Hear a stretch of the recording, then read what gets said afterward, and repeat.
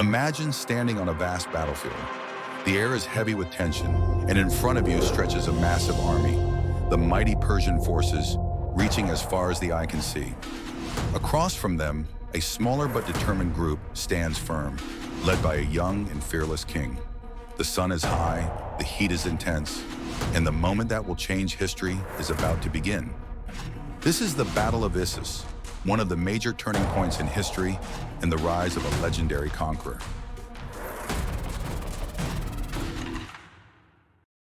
Welcome to Travel to the Past channel, where we journey back through time to explore key battles that shaped our world.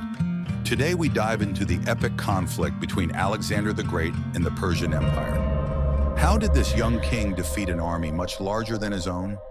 What strategies did he use? And how did this battle change the future of two great empires? Stay with us as we uncover the answers in today's episode. Preparing for battle. In 336 BCE, Alexander the Great became king of Macedonia. Right after taking the throne, he faced several revolts in Greece. Once he managed to end these conflicts, he didn't stop. He quickly looked east toward the powerful Persian Empire, which was ruled by King Darius III. At that time, Persia was one of the strongest empires in the world. In 334 BCE, Alexander led his army across Asia and into Persian territory, surprising Darius. However, Darius was not a passive ruler. Although he wasn't prepared for war, he quickly gathered his forces to respond. As tension increased, Alexander, young and ambitious, pushed deeper into enemy lands, confident in the strength of his Macedonian army. The turning point came the next year when Darius decided to fight back. He led his army across the Taurus Mountains and through the Ammanic Gates, now part of Turkey, surprising Alexander from behind. Even in this difficult situation, Alexander didn't panic. He quickly ordered his troops to go through the narrow Jonah Pass and into a small valley along the Pinarus River. Here, both armies set up their formations, facing each other along the river.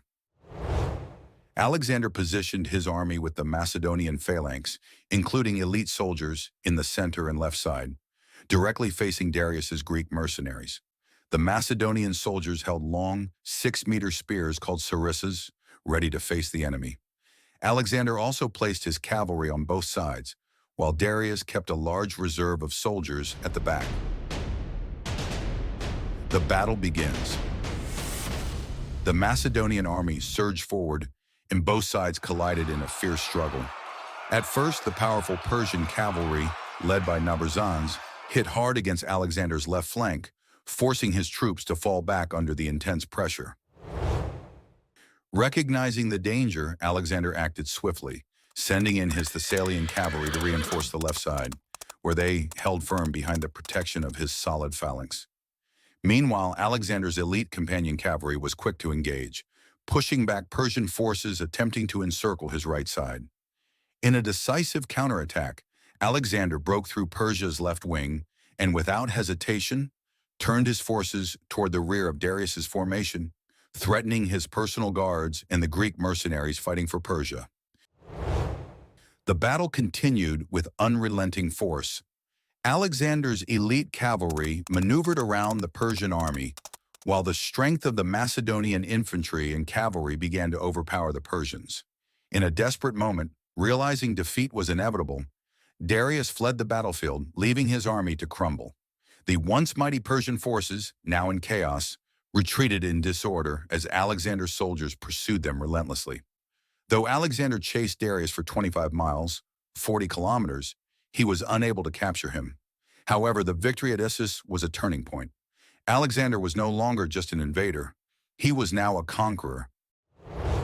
The Persian army, humiliated and broken, lost not only the battle, but also the royal family of Darius. His mother, wife, and children were captured, a personal blow to Darius's pride and power. Still, 10,000 Greek mercenaries managed to escape and later became the core of a new Persian army. Despite this small hope, Darius understood that one more defeat could mean the end of his empire. In desperation, he offered Alexander generous terms, including most of Asia Minor. But Alexander, confident and ambitious, dismissed the offer.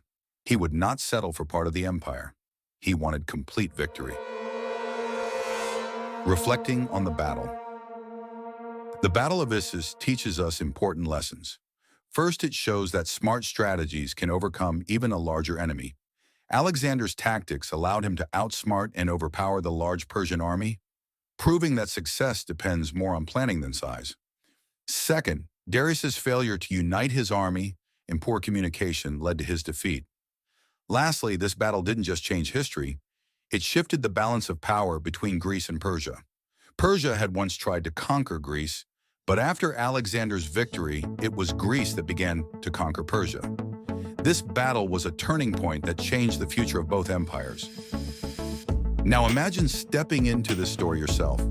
Picture walking on the very ground near modern-day Iskenderun, Turkey, where Alexander planned his moves, visiting the historical sites where these events took place. Imagine standing in the lands of Asia Minor, seeing the same landscapes along the Pinarus River, where this epic battle was fought, and feeling the energy of history around you.